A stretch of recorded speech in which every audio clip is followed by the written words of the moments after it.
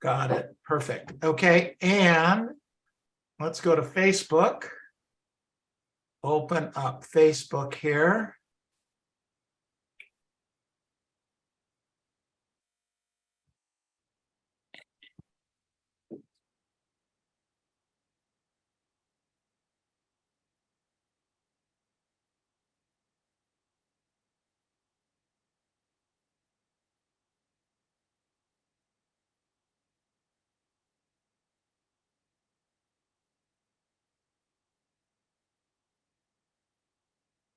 Okay.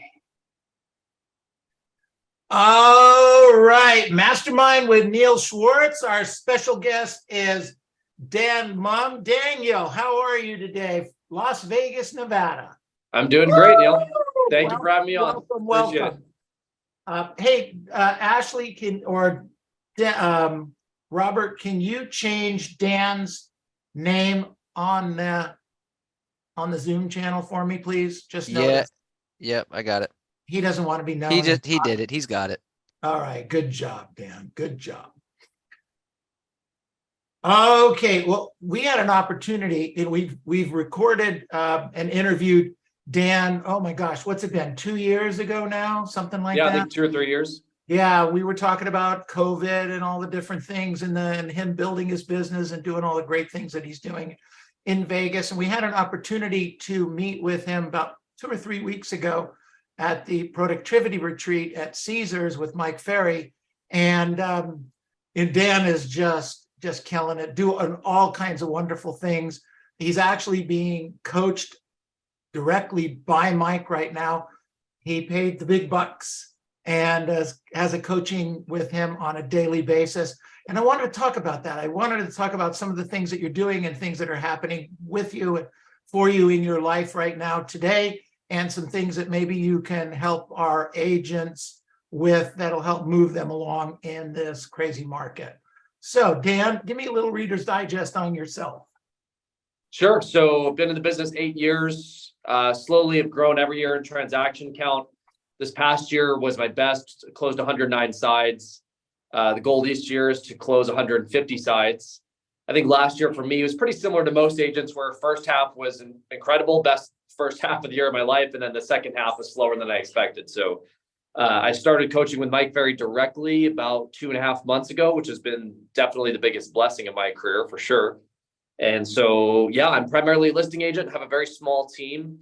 That's one of the things I was going to share with you about things I've learned with my business maturity is focusing on my personal production. So now I just have one assistant, one buyer's agent, and primarily a listing agent. Right now, 85% of my business is listings taken, very small percentage of buyer sales compared to most, I would say.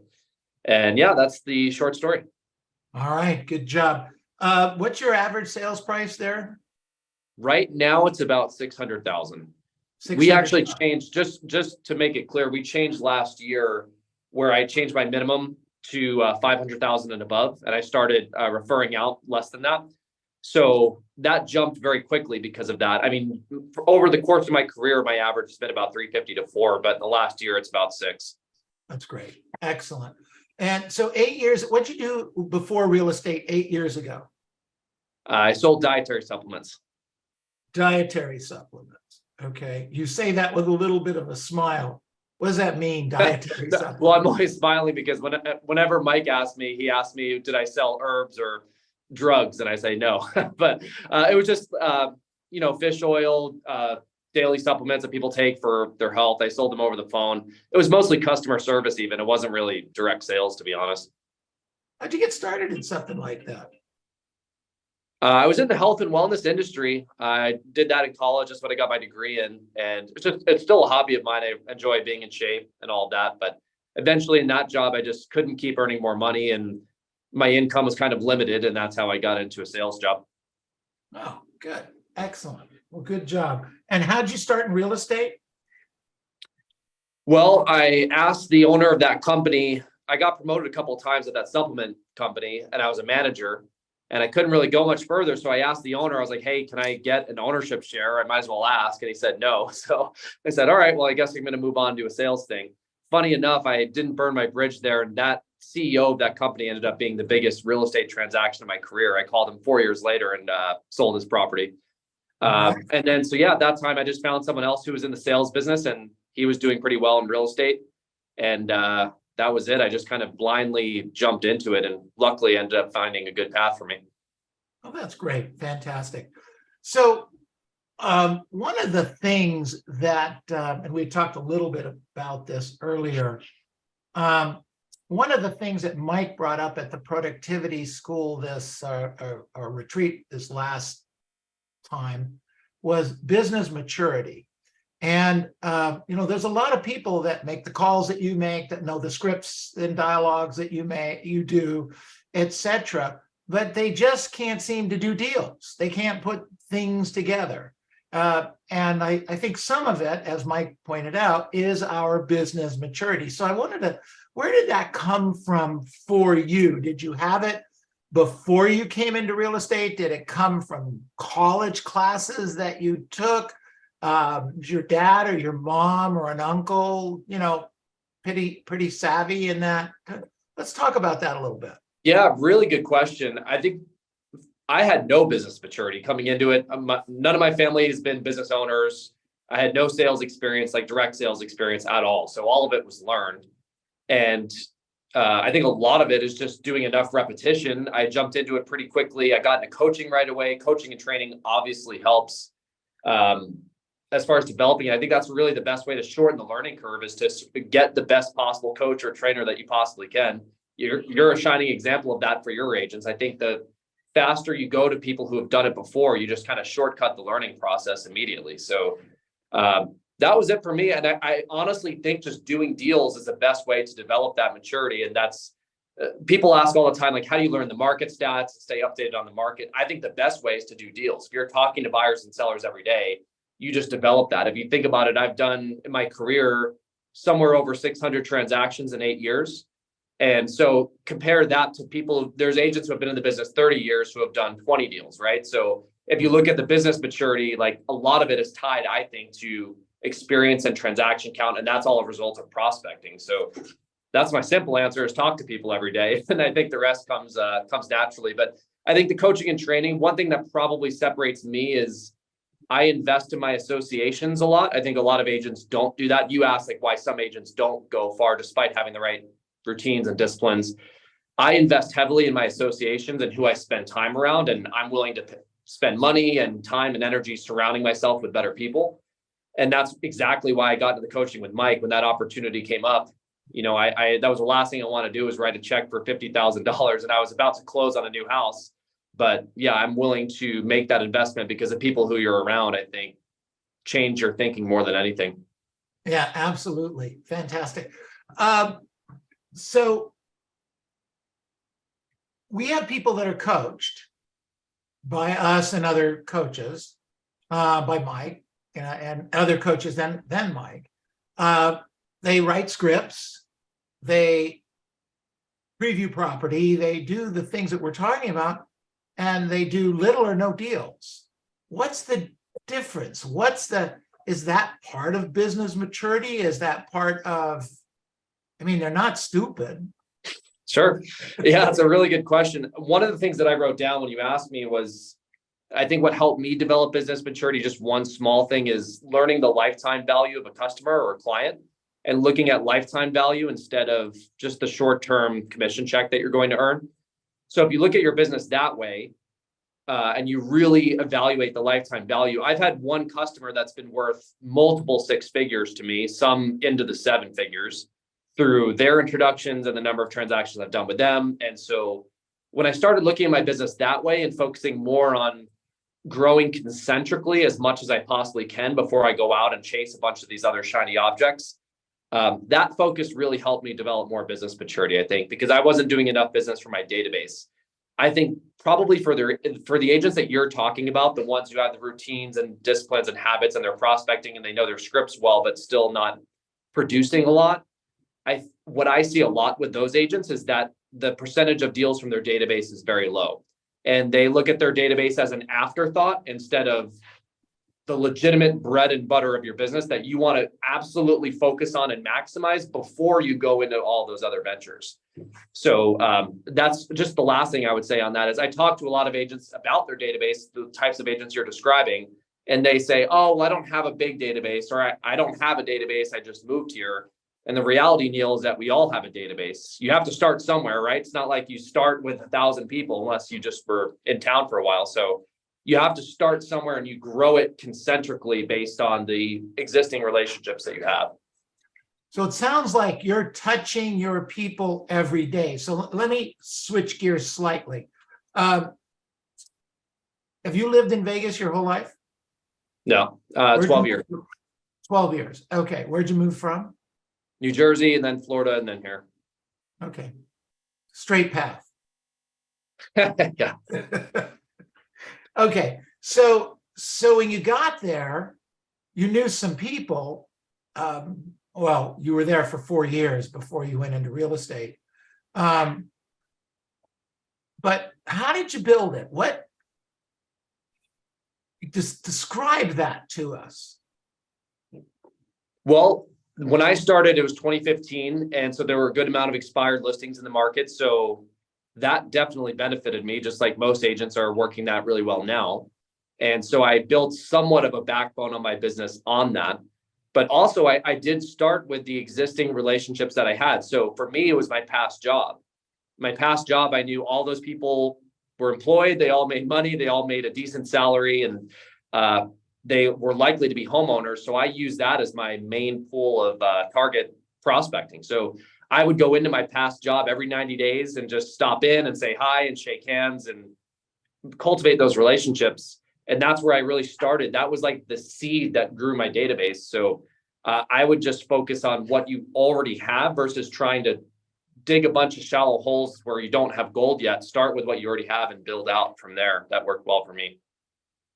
Clearly, very, very nicely. And then, okay, so you did that, but what else did you do to either grow it or cultivate it? I mean, how much business, the way I talk about past client sphere is direct business and indirect business, okay? The direct is the people that do business with you directly, and the indirect are referrals, right? So what's most of your business today? 40% database. That's the biggest. Of the database, and of the database, how much of that is direct and indirect? People giving you referrals and people not giving, that are just buying houses or selling houses with you? About 50-50 direct, indirect. I'd say maybe slightly more direct, people doing repeat transactions and things like that. Okay, got it. And how do you keep that going? I mean, I know how you touch me and quote unquote work me. But I'm a resource for you for business, clearly, right? Mm-hmm. And so are everybody else that's on here, Robert and all the rest of the team. How do you work that? What's your thing? Because you're not fast. I've had a few strategies that work well with it, and I've talked to Robert about them too. So I focus on, there's a Pareto principle with everything, right? 20% of your actions produce 80% of your results. And Mike's always told us that 20% of our clients are going to give us 80% of the referrals, and even smaller than that. You probably have 10% of your clients that are giving like 90% of your referrals, et cetera, et cetera. So my personal opinion is that I really focus on the 10%, and I go really, really far with those. And I started thinking about who the centers of influence are, because I never really understood what the term center of influence meant until this year, really. A center of influence is what it says. It's someone that has a lot of influence. So you're an example of one of those, obviously, for your agents. I'm sure for the agents on this call, there are centers of influence that they have that they might not be working well enough. So I don't treat everyone the same in my database, to be very frank and honest. I do call all of them, or try to, but I don't treat them all the same, not by any means.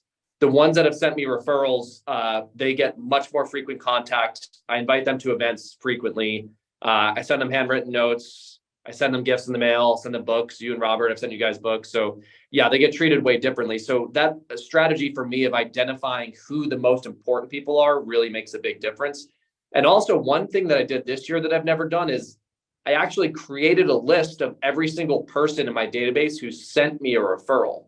So I never actually codified it like that. And I always had in my head this list of people that I thought were good for my database, like who I liked and enjoyed talking to, but I never really put a pen to paper to figure out what's the exact list of people who have actually sent me a referral that's closed and brought dollars into my bank account. And when I looked at that list, it was much different than the list that I was expecting it to look like. And a lot of the people on that list I hadn't spoke to in 3 years. There's agents that have referred me deals that I hadn't talked to in 2.5 years. And if an agent refers me a deal, that's the most likely person to refer me another deal, right? So not just agents speaking here, but people in your database. That's just a strategy that worked well. Well, that's great. Fantastic. Any other strategies like that you want to share? I like that one. Yeah, I think events are unused. I know a lot of people have started to do that, but I do a top 20 dinner for my best clients every year. And then just frequent contact. I obviously call every day, and I've built a little mini routine into my prospecting where, just to give you a breakdown of like my daily prospecting, I do expired listings, for sale by owners, lead follow-up. And then for my database, I have a little mini plan. And so my mini plan is I call 5 people who read my email marketing. I call 3 of my best past clients. I call 2 of my best current clients to ask for referrals. I call 2 of my centers of influence, and then I ask for 2 reviews. So I do that every single day, and that compound effect obviously adds up to a lot. Just the last thing I would say, I mentioned this on that Mike Ferry TV video, but in case people didn't watch it, current clients, I think, are one of the best sources of business that I don't see agents use at all. As I mentioned in the video, asking a seller on the listing appointment, that's probably my single best like dollar per minute activity that I've done in my entire career. And it's really the best time to ask someone, I think, is right when you get a listing signed. Hey, who else do you know that is also thinking about selling their house? And then I make a little joke like, don't worry, we're not going to sell your neighbor's home before yours. You're going to be first in line. We won't have them compete with you. But that, I think, works well. Well, you're doing great stuff. So how many calls, contacts calls, do you make to your past client sphere base based on the formula, the strategy that you had just given us? Per day, it's usually about 15 to 20 phone calls. So 15 to 20 phone calls there. All right.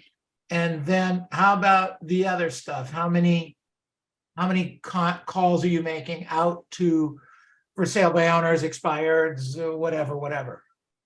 I actually don't count the number of calls, so I'm not sure, but I make about 25 contacts a day, somewhere around that number. 25 contacts over and above the 15 and No, 25 contacts total, typically. total. So the most calls you're making are to the past client sphere. That's about 2/3-ish of your numbers. And that gives you what percentage of your income? So that's what's interesting, Neil. It's a majority. It's about 60 to 70%. Even though it's not a majority of my transaction count, it is a majority of my income. That's something that I learned. Higher price properties? Higher priced, higher commission, less resistance on listing with me at a higher commission rate. Those are 2 big factors. Yeah. Right. Excellent. Fantastic. And then last year, what was it? A couple $1 million GCI? No, we ended up with 1.1. 1.1. Oh, I forgot you're in Vegas. Yeah. So it leads me to my next question. When do you plan on moving? That's a great question. Very, very cool. Hey, so I don't know if you measure this conversation I've been having with a number of my coaching agents that I work with now. The reason I don't get contracts signed, okay? If you don't get a contract signed, what's your percentage, first of all, of getting contracts signed? About 75%. Okay, so 25%, it doesn't happen. When it doesn't happen, is there a particular reason? Is your head not in the game? Did you not ask all the qualifying questions? Talk to me. Yes. So since I've been with Mike, I've been much better. So I haven't lost many.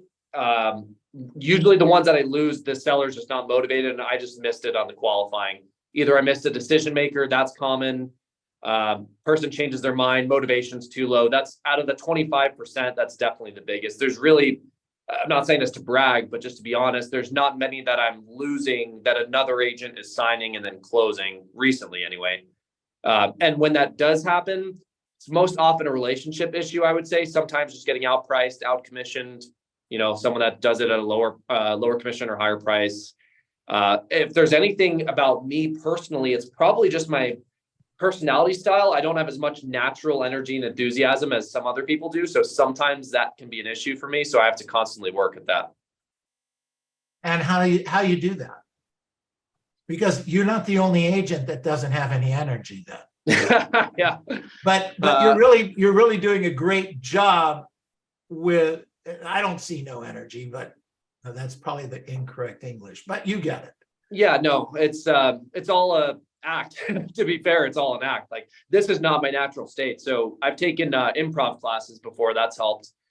And just seeing the business as a performance business. Like, if you go to see a Broadway show, that's what we're doing every day when we're on a listing presentation. And the more business maturity I've developed, the more I've looked at it that way. And that's helped me to kind of just gather my own presence before I go on a presentation.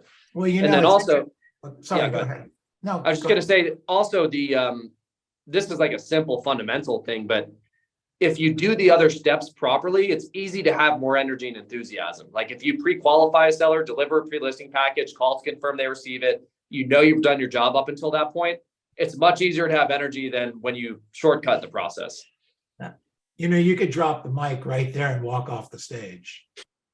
I mean, that kills most agents. They go on these appointments and they get to the appointment and the client has no intention of doing anything and they don't even know why you're there. It's so disheartening, and you don't have energy to get on the phones tomorrow morning and make the phone calls. Yeah, that's what I learned.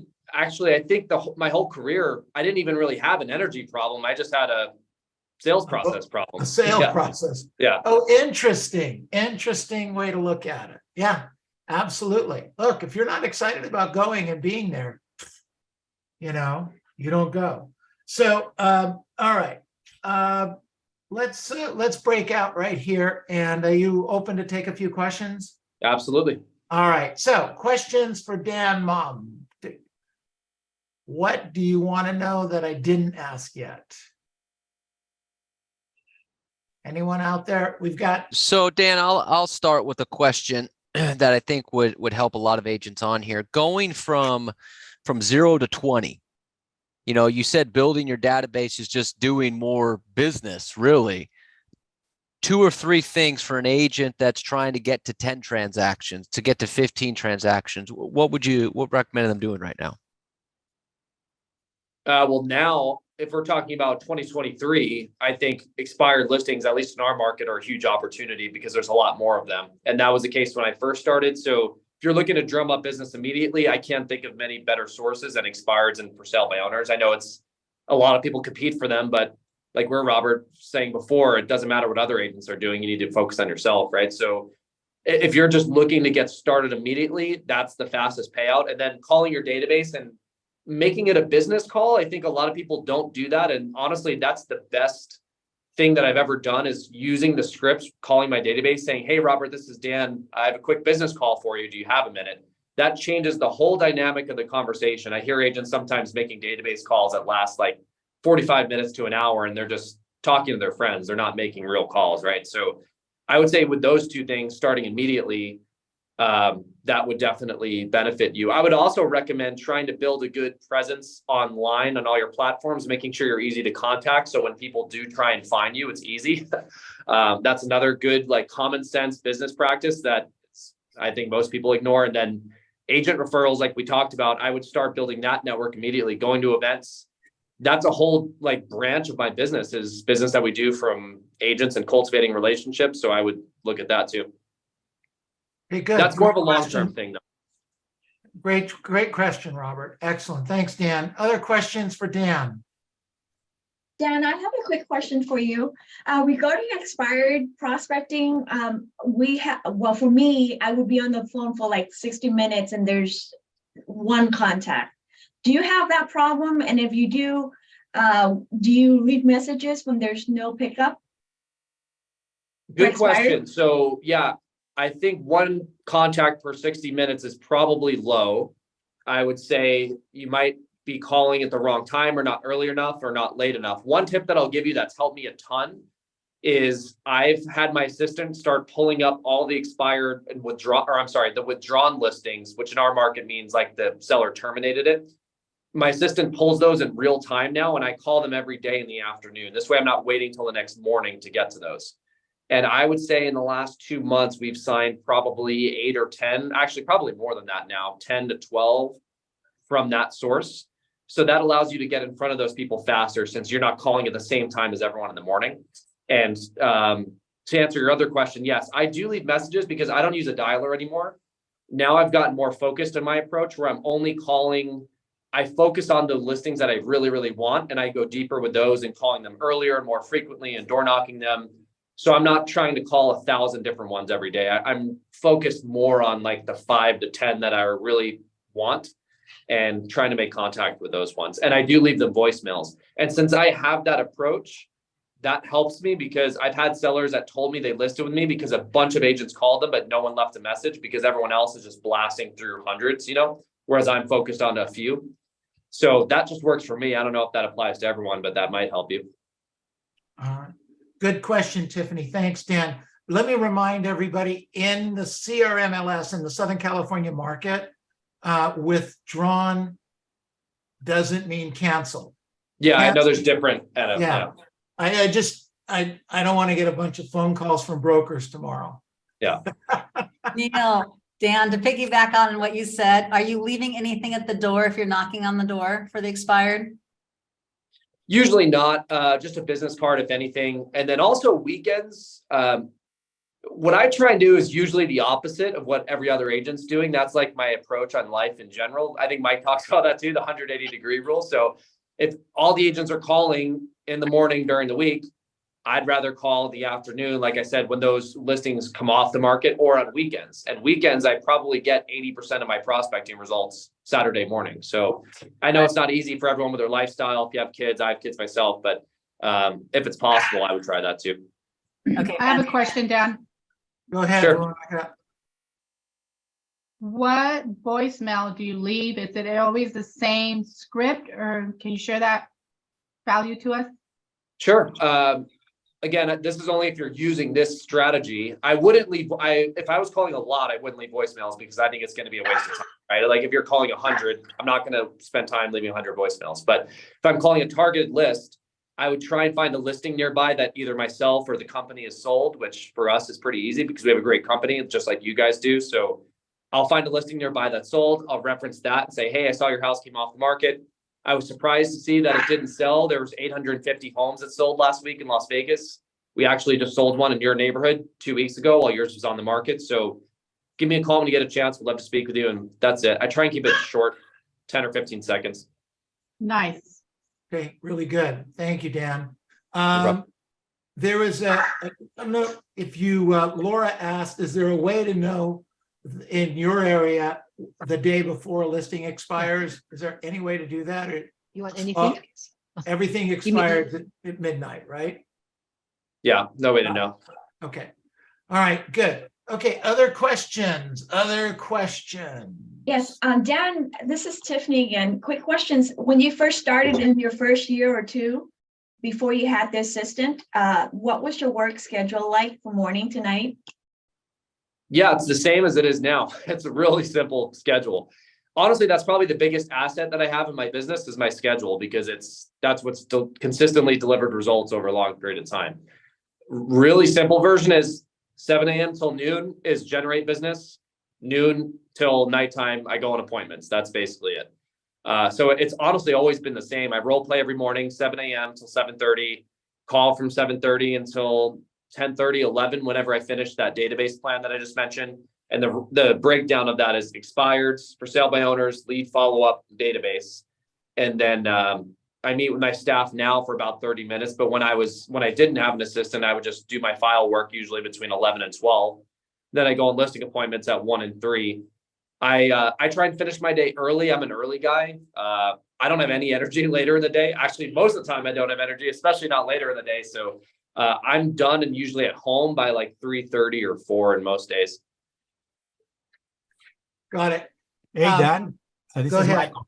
Go ahead, Yeah, Mike. Dan, a question. Now that you're talking about the expires coming more competitive right now, just to refresh and to get a little, your the way you answer your script when somebody you call an expire and they said, well, I'm going to take a breather right now. I didn't sell it. I'm going to wait for the spring or the winter or the summer. What is actually what you tell them?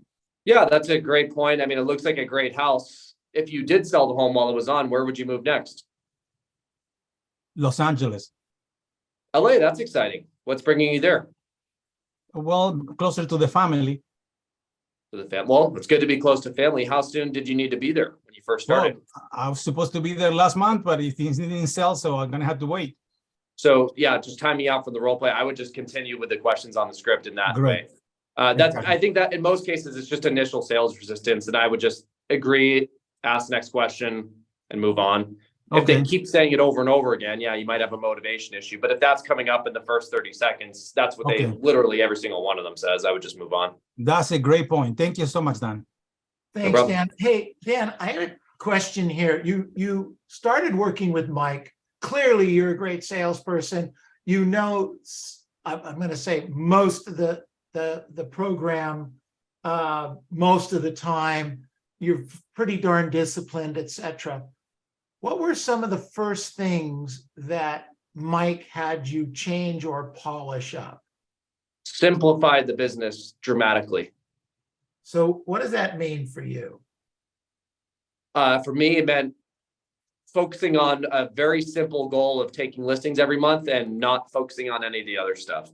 Mike, in 2.5 months of Mike calling me every day, he's never asked me about buyers. He's never asked me about my buyer's agents. He's never asked me about my staff. He's never asked me about my social media presence. Every single day when Mike calls me, he asks me about how many listing appointments do you have today? How many do you have the rest of this week? How did the one today go? And what can you do to make sure you hit your listing goal this month? It's the same conversation every day. And just that simple clarity for me is made the biggest change I can describe in my business. I mean, you're not counting the analytics on your social media? It actually does. I mean, in all seriousness, the other things do matter, right? Like the number of buyer deals and transactions, those things count. But for my brain to focus on as the salesperson, as the rainmaker, as the person who creates business every day, I need to just be focused on taking listings because everything else comes as a result of that. And if there's one thing, just speaking to some of the other questions too, if there's one thing that separated me maybe from other agents earlier in my career is that I think I had that idea and focus earlier than most people did. I understood pretty early that the becoming a listing agent was going to be a long learning curve. So it kind of looks like this, where a listing agent trajectory goes like this, and a buyer's agent trajectory kind of goes like this.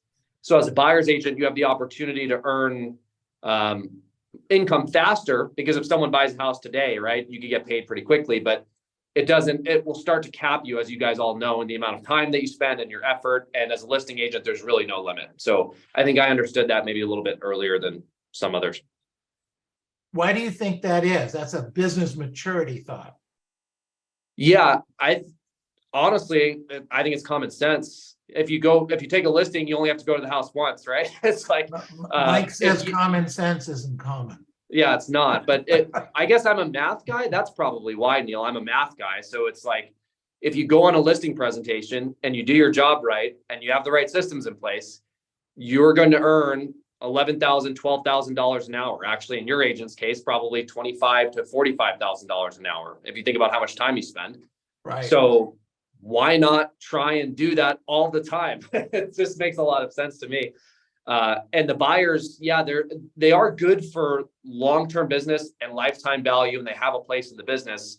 But we all know it. The best income earners in any office, if you guys look at any real estate office, the highest income earners are all primarily listing agents. So for me, it just was common sense. Got it. Neil, Other questions for Dan? Go ahead, hey, Mike. Neil, Neil, Sure. you were absolutely right. Like he said, no appointment, no money. That's it. Exactly right. There you go. Hey, I don't Dan, like- quick Go question. ahead, Dan. David. David, Uh, go ahead. You talked about the beginning and working in the database, but I'm curious, how long did it take you to get really good at taking listings? And then what did you do to, like, how did you get good? Define good. Well, you started setting listing appointments and then starting taking them regularly versus not. Yeah, I think I was taking listings pretty regularly within a year or two. And I think that primarily came through calling expired listings in my case.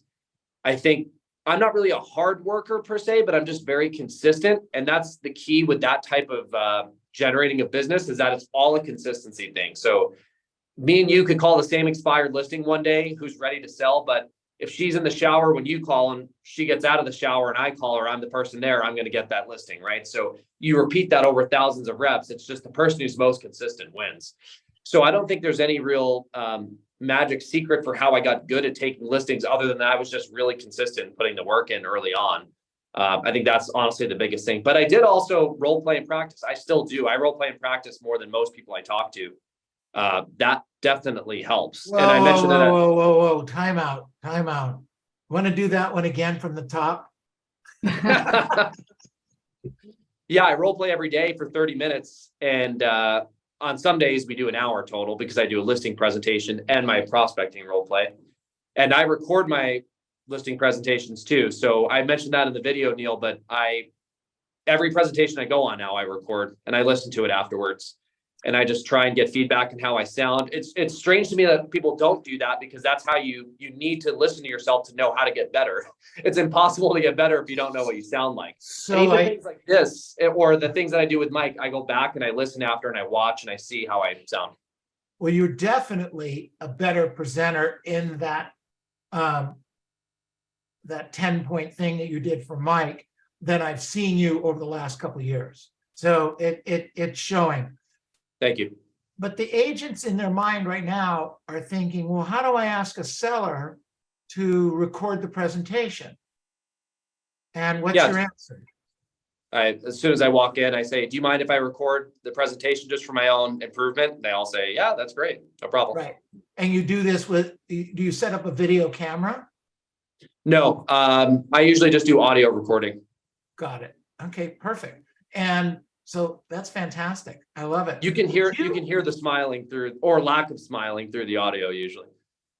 Would you mind sending me a role play of your listing presentation so I can use it as a demo? Sure. We actually have one. I did a live presentation for our office that I have a video for that I can send to you. Great. That'd be fantastic. Would love it. Appreciate it. Okay, problem. other questions for Dan? Hey, Dan, I have a question. Sure. So you said you have a schedule. Is that only Monday through Friday? And do you do any presentations on Saturday and Sunday? Almost none on the weekends. I do call on Saturday morning pretty much every week for about an hour and a half or so. Around what time? Saturdays, I usually start at 8 and I'm done by 10-ish. Sundays, I try and take completely off. So you don't do open houses at all? No, not at all. He's not looking for buyers, guys. Yeah. He's not looking for buyers. He's not lying. Well, So when I do an Dan- open house, I'm looking for sellers. So Dan, when you say you don't do open house, does that mean that you don't have your staff do open house as well, or do you have your staff do it for you? No, I almost never do. The staff doesn't really do them either, because it's my honest belief that I don't think they're an effective use of time. It's just sitting around and waiting. And I explain that to the sellers, and most of my sellers agree and understand that. I think especially post-COVID, we've kind of gone in that direction. But I mean, I would say 1 out of 50 sellers will absolutely insist on one, and then I'll have a staff person do it. But it's usually not the case. I usually explain to the seller, hey, this is how we sell homes. This is the best use of my time. It's to talk to people every day, find buyers, talk to agents who have buyers for your home. If I'm holding the house open, I'm just sitting around waiting, and it's just not really a proactive way of marketing the house. Good Hi, work. this is Tony Chiani. Yeah, Tony, go ahead. Yes, I have a couple of questions. One of them is in your pre-qualification, what questions you include in that pre-qualification? Then when you go for your presentation, listing presentation, do you send a contract prior going over there to the owner? And do you put the value that you think that the property is going to be sold on that contract, listing contract, or how does it work with you? Yes. Answer to the last two questions is yes. I include the price. I include the contract. I do deliver it almost every single time. And pre-qual, I just use the Mike Ferry script verbatim. I stick to that very closely. One thing I've started to do, which has helped, just a small tip, is that for a listing, especially if I'm competing for a listing, when I deliver the pre-listing package, I'll actually write my own description of the house before, and I put it in the pre-listing package. And I say, hey, I wrote a description for your house. Tell me what you think, or if you have any feedback, I'd love to hear what you think when we meet. It's just a simple thing that I'm going to do it anyway if I take the listing, which I'm expecting to take the listing. So I might as well render that service up front, and it really separates you from other agents because I can guarantee you no one else is doing that. And it shows that you're listening, because when I'm pre-qualifying them, I ask them, describe the home for me. So I need to do that to be able to write a description to begin with, right? So just a small thing that helps in that process. And how long does it take you to do the presentation? My presentations are, the ones that I sign are 30 minutes or less. I mentioned that video, but all the ones that I do that go longer than 30 minutes, I never get signed. Hey, Don, when you Yes. call an expire and it's well overpriced, you know, and I know you're going to go and get it. When you send the pre-listing package, even though it was overpriced, do you still send them your price having that big gap, or you just don't put the price there? Yes, I don't base any of my business actions on what someone wants or what they think it's worth. It's just based on reality. And then if they don't like that, then that's a good litmus test for me to not go on the appointment. I'd rather have my runner spend their time dropping off the pre-listing package than me to spend my time because my dollar per hour is about $1,200 an hour, and I pay my assistant about $26 an hour. So I would much rather have them do that than me go. That's great to have a lot of appointments then. Good. Yes. Yeah. Absolutely. Good job. Other question. We're getting close to winding up here. Yeah, I have a question. Dan, when you mentioned that you made a list of everyone that gave you a referral, agents and clients. Now, when you made that list, so what do you do with that list now? Are you giving them an item of value? Did you say you were sending them like books or things like that, or you treat them different? Yeah, well, I make sure I call them first of all. That was the first problem, was that when I made the list, there was people on there that I wasn't calling. So even though and if I'm not, I would say most people aren't, because I'm pretty proactive. And so, yeah, I just wasn't calling those people, showing gratitude, thanking them. Usually a call like that will go like this. Hey, Tyrone, it's Dan. Hey, I haven't called you in about a year or so. First of all, I apologize. It's been so long. But second of all, I remember you referred me to Angelo. You introduced me to him. And I just want to say thank you. I really appreciate that, you would do that. It means a lot. And I just want to say thanks. And usually what I find, Tyrone, is birds of a feather flock together. So usually people like you will talk to people like that more. So who else do you know who's talked about selling this year who might need my help? Something like that. All right. So you're encouraging the behavior pattern to continue then. Yeah, showing gratitude for specifically what it is you want, I think is helpful. And then make sure to call them, make sure they're on my email list.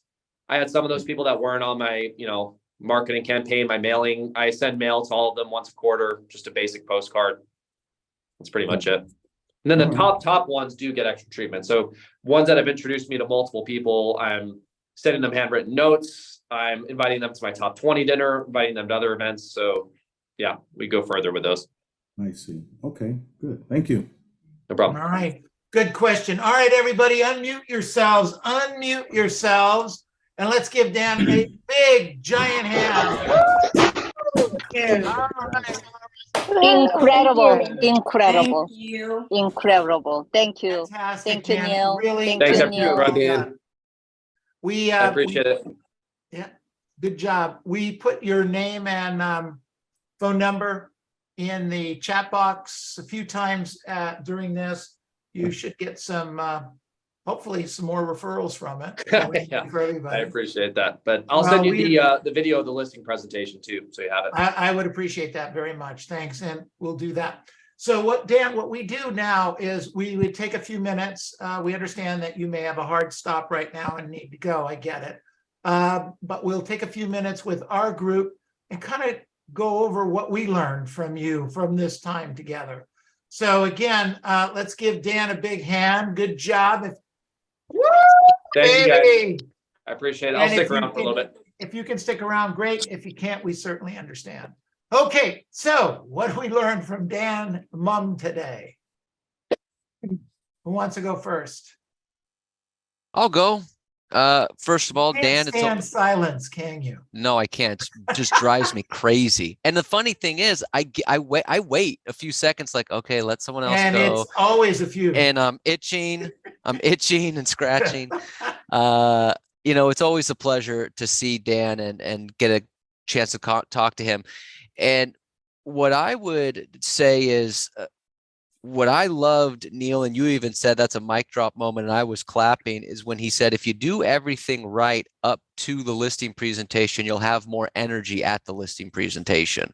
So if you pre-qual, if you send a pre-listing package, if you do all the research, if you show up early, you do your pre-listing routine, like if you do all that stuff and you have all that confidence going into it, it's easier to have a lot of energy. And as he said, he's not a high energy guy naturally. I think I wrote it down, Dan, I think you said it's just an act.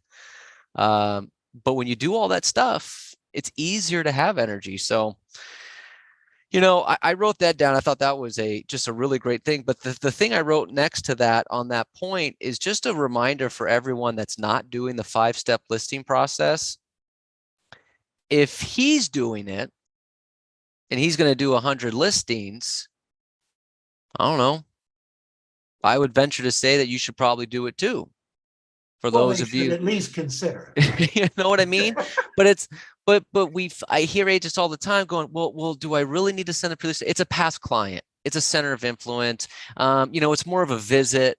Okay, you know, he's a big name in the community. They know him. They know of him. He's well respected, and yet he's still taking that extra step. We need to do that. If you're not doing that 5-step process, I would just prefer the lead. I would just refer it out. So it's just really important stuff. Great stuff. Really cool. Thank you. Good job. Armin, go ahead. What did we learn today? Well, when I learned, I have a question. Dan, I know you're in the same office with John Sullivan, and I've seen you guys on stage, so I know you get along. Have you guys had not conflict, but going head to head in listings? And if you've had, how have you guys handled that? Unmute. Sorry, I was muted. Yeah, if you don't mind me, I didn't know if you want me to answer the question now, but yeah, we have probably not often as you would think though, because different personalities attract different sellers. I think that's kind of what I've learned. We have different personalities, so we just attract different people. So I think there's probably 2 or 3, and actually 2 of the last 3 I've signed, and yeah, he wasn't happy about it, but we still get along. We're friends. So I don't know what else to really say about it. There's plenty of business out there for everyone. We don't really look at that stuff. It's great, honestly, having John around, and same with your guys' offices. It's the best thing for us because he pushes me to be better, and I'm sure likewise for him. So it continues on that revolution of basically you just pushing each other, you just getting along. So that's a good point. Thank you. yeah, no problem. Good job. Good stuff. Thank you. Thank you. All right. Other things we learned. Just pop your hand up or just talk. Tony's here. It's something that interests me about you, Don, that you said simplicity or simplification of the process is the name of the game. Could you expand on this? What do you mean by simplifying the process? Just having a simple goal. My goal is to just take a certain number of listings every month. For me, it's 13. Having a simple goal and simplifying the business rather than me run around, try and work with buyers, have this big team. I just try and take listings every day. That's it. Real simple business. Just talk to people who need to sell their house. And I look for people that are ready to sell in the next week instead of, trying to call leads that are selling 3 years from now. I'm only looking for one thing every day. That's people who need to sell their house in the next 7 days. Thank you. All right, good stuff. Other other things we learned from Dan today? Other things pop in there. I have one. Okay, it's Go Josie. ahead, Charity. I really like that he said it wasn't always about volume, but he's very strategic in the way he goes after clients and expires, and he's very strategic about things. So I love that. Yeah, absolutely. Very Neil. smart. Neil. Very smart. Yes. Josie. Josie, how Hi. you doing today? I love, he said, look at lifetime value of my customer. You know, it made me think about my clients. I've been in the business so long. And make a list of who's referred clients to me, which I'm pretty sure I'm on that. And then the dinner or something, gathering. Right. Yeah, to thank them. Is that what you meant? Yeah, it's all about grateful for them. Yes, absolutely. Fantastic. You know, Neil, the other thing I wanted to mention, Dan and I talked about this recently. We were having this conversation at the production retreat, and he mentioned it a little bit today as well, is knowing who the influencers are in your database. Because he said a center of influence is someone who is an influence. And, you know, who are the people in your database that talk to the most people, that know the neighbors, that know what's going on in people's lives, that you really need to give that extra attention to? Because one of the things Dan and I were talking about in Vegas is that he learned that sometimes when you're talking to a real estate office, it's knowing the real estate manager or knowing the real estate owner, because agents go to them and say, hey, I need a referral here. And so it's like, he wants those people that influence agents. So who are the other people in your database that you need to give that extra attention to, that are your big influencers, that are your big know-it-all people that can get you more business? I think you really need to identify who those are and make sure, as he said, he doesn't treat everyone in his database the same.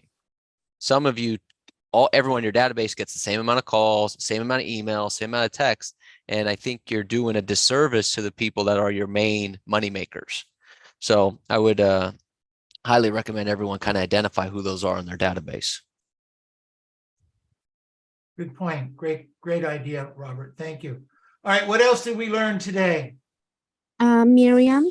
Sure, Miriam, go ahead. Yes, I like when he say that Mike Ferry asking for his listings, not his buyers. So, yeah, so I need to focus more in listings. Absolutely. Name of the game, right? And the Miriam? second thing I learned, it's like he's a winner, he's a top producer, and he still practice his scripts and the recording. I like that very much. Thank you. That was my favorite part too. Robert's going to ask me. That was my absolute favorite part. I can't get people, not top agents. Top agents get this. Superstars get this. But Yes. it's hard to get agents to understand. You have to know what to say and how to say it at a really high level before you have the confidence to go out there and do this stuff. You just need it. Mm-hmm. And everybody else wants to run around that one and previewing property. Okay. Yeah. Mm-hmm. Oh, good stuff. All right. So let's unmute ourselves. Give Dan a big hand. Whoop. All right. Good job, baby. Thank you. Thank you. Thank you.